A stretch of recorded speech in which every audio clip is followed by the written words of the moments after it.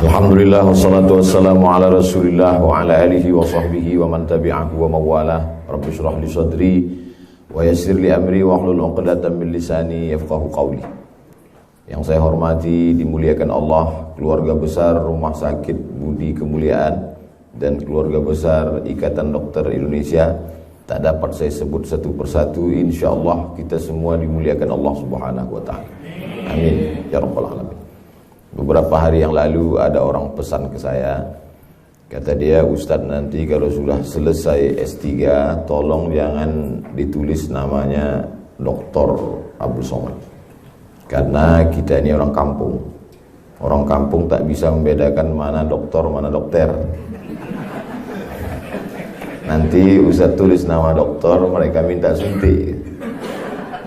Saya waktu itu menganggap omongan dia itu angin lalu biasa untuk ketawa-ketawa aja. Tapi pagi ini baru saya betul-betul paham. Rupanya Allah takdirkan ceramah pertama saya di tahun 2020 bersama dokter. Tak pernah terlintas pikiran. Itu yang tadi malam Pak Ustadz, yang tadi malam masih 2019. Hari ini yang asli 2020. Saya yakin dan percaya tak ada yang kebetulan. Ini signal dari Allah bahwa ke depan kita harus bekerja sama antara ustadz penceramah dengan dokter-dokter. Kenapa begitu? Karena selama ini memang pengalaman saya masuk hutan, keluar hutan, yang paling bermanfaat di dalam hutan itu adalah dokter-dokter. Makanya kalau ada dokter tak mau masuk hutan, kita doakan dapat hidayah.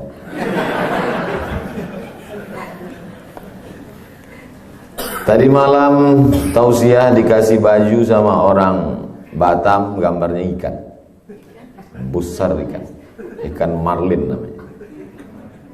Kemudian Ustadz pagi ini dikasih lagi baju ikan lagi. Tadi malam ikannya satu, ini makin banyak pula. Ini pun tidak ada yang kebetulan. Saya yakin ada signal-signal. Mungkin mereka ingin supaya saya cerita tentang ikan. Ikan ini ada yang dibayar mahal karena dagingnya, ikan tongkol. Ada ikan ini yang dibayar mahal bukan karena dagingnya. Dagingnya tidak terlalu dipedulikan orang, tapi karena bentuknya. Itulah dia ikan arwana. Kecil saja, mahal. Tongkol 10 kilo, arwana 1 ekor. Lebih mahal arwana.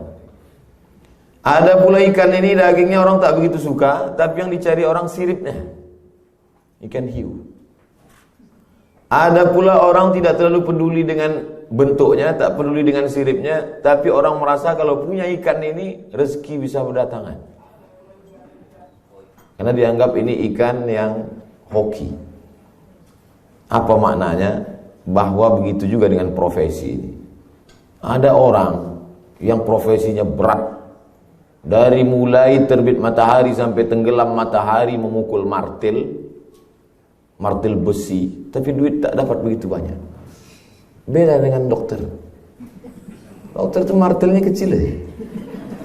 Pukulnya 2 kali lutut, orang 15 juta.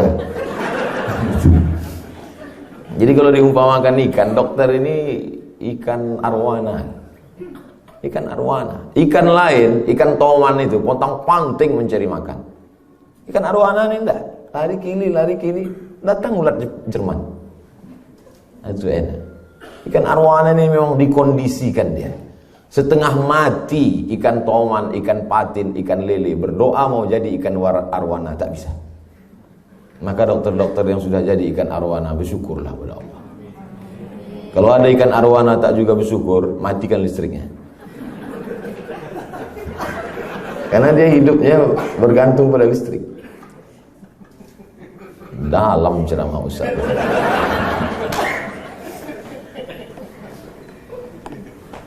Lalu kemudian cerita tentang ikan. Telur ikan ini ada 300.000. Siapa yang tak percaya bahwa telur ikan itu kandungan di dalam gumpalan telur ikan itu 300.000, hitunglah sendiri. Saya makan di rumah makan Minang. Ada satu ngambil belut salai, yang satu mengambil patin, yang satu mengambil ikan tongkol goreng. Ustaz pilih mana? Saya ambil telur ikan.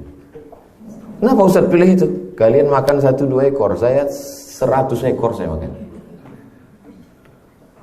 300 ekor telur ikan menetas, semuanya menjadi ikan, tak satu pun jadi buaya.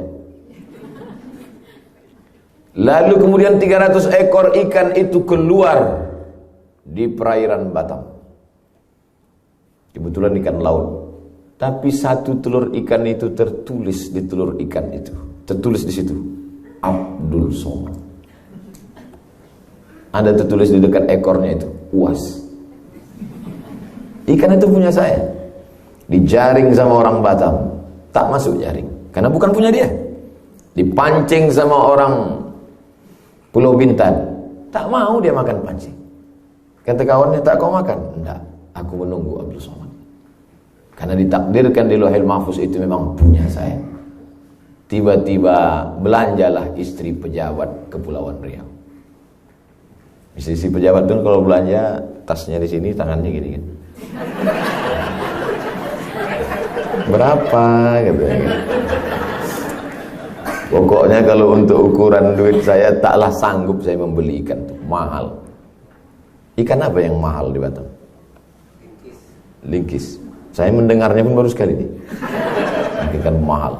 Ikan-ikan mahal nih kata orang, kalau kita goreng, kita gulai, datang tamu ke rumah kita, agak banyak dia sedikit mengambil, itu menetes air mata kita. Kata orang gitu. Dibelilah ikan mahal tadi. Berapa sekilo? 300.000 bu. Kata dia. Mahalnya kata dia. Tapi dibelinya juga. Itu hebatnya bini-bini pejabat nih. Setelah mereka beli, mereka masak dengan masakan yang terbaik, yang terenak.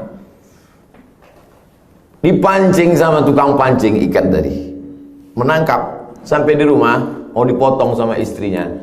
Kata si suami, Dek, kita tak usahlah makan ikan ini. Kenapa? Anak kita belum bayar uang sekolah. Baguslah ikan ini kita jual, hasilnya untuk bayar uang sekolah. Makanya guru-guru kalau sampai ada menganiaya murid, makan harta haram kalian. Sampai tak makan ikan mereka gara-gara mau bayar uang sekolah. Biarlah kita makan ikan asin, asalkan anak kita bisa sekolah. Ikan ini tak usah kita makan, kita jual di pasar. Siapa yang membelinya? Istri pejabat Kepulauan Riau. Setelah dibeli, dibawa pulang ke rumah, digulai, disantan, digoreng, sampai di meja makan.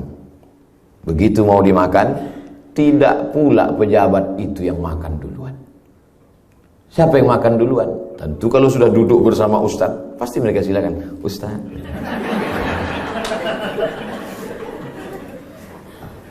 Meja itu bisa pula berputar dia. Memang di awal-awal pas saya duduk, di depan saya itu pas sambal. Dalam hadis Nabi, hadisnya sahih, kul mimma yalik. Kalau kau makan, makanlah apa yang ada di depanmu. Pas sambal juga. Jangan bersedih, jangan cemas, karena meja itu bisa berputar. Berputarlah oleh pejabat tadi. Kata dia, Ustaz, silakan makan. Kalau sudah rezeki kita, tak akan dimakan orang lain.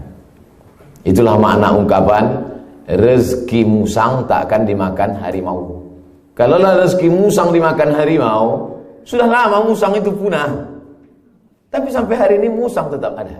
Bahkan anehnya musang berbulu ayam pula lagi. Rezeki musang tak akan disantap harimau, karena semua sudah ada rezekinya masing-masing. Ini penting bagi dunia dokter, karena banyak dokter ini tak yakin dia bahwa rezeki dia dijamin Allah. Itu makanya lambang dokter itu tengok, lembar ular kan? Ular. Karena banyak juga dokter ini yang macam ular otaknya.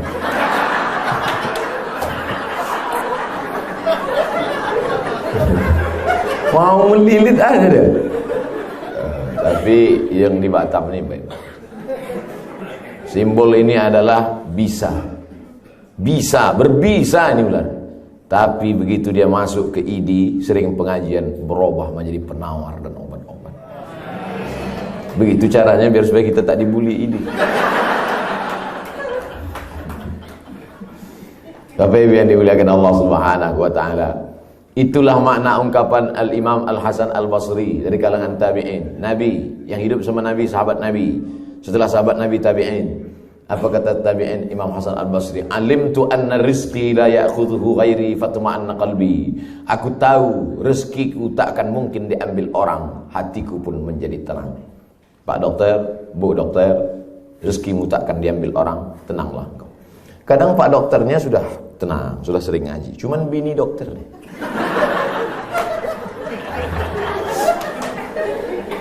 Makanya saya dulu punya jadwal pengajian rutin itu sama IID, Ikatan Istri Dokter.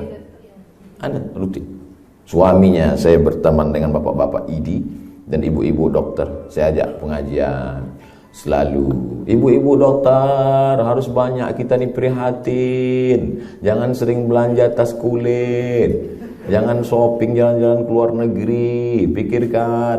Kata Pak Dokter, alhamdulillah Pak Ustaz. Sejak mereka ngaji sama Ustaz ini sering mereka istighfar. Karena bagaimanapun juga Pak Dokter itu tak terlalu banyak keinginannya. Macam mana dia mau banyak keinginan? Yang paling sering nengok orang mati dokter. Yang paling sering menyentik orang, 2 gendangnya. Kalau tak sehat mati. Dokter juga. Yang paling sering menengok orang sakratul maut, dokter. Yang paling sering menengok orang nyawanya dibedah, dadanya dibelah, otaknya, dokter. Makanya kalau ada dokter tak ingat mati, itu memang sudah dokter mati hati. Luar biasa.